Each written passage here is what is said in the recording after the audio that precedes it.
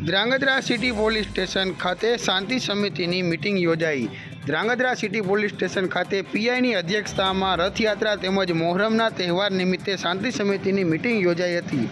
જેમાં મિટિંગમાં મુસ્લિમ તથા હિન્દુ સમાજના આગેવાનો સહિત લોકો ઉપસ્થિત રહ્યા હતા। સુરેન્દ્રનગર જિલ્લાના ધ્રાંગધ્રા શહેર ખાતે શાંતિ સમિતિની મિટિંગ રાખેલ હોય આ મહિનામાં રથયાત્રા આવતી હોવાથી અને મોહરમનો તહેવાર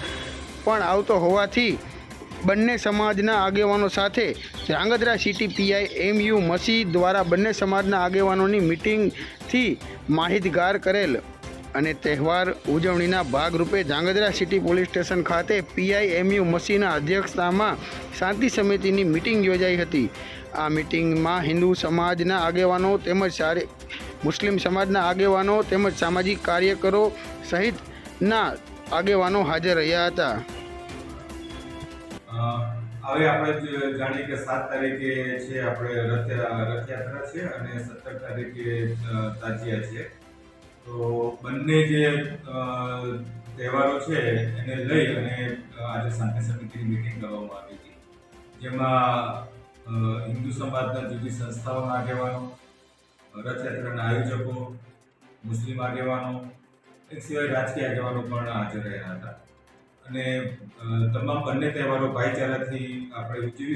કરવી શકીએ એ માટેની શાંતિ સમિતિની મિટિંગ કરવામાં આવી હતી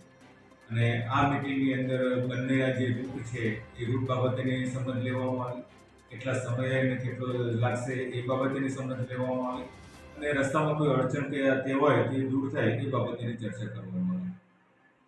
ખાસ કરીને આમ જનતાને આ વખતે શું સંદેશો આપશે? સંદેશો એ છે કે જે ભારત દેશ એ તહેવારોનો દેશ છે અને દરેક તહેવારો આપણે જે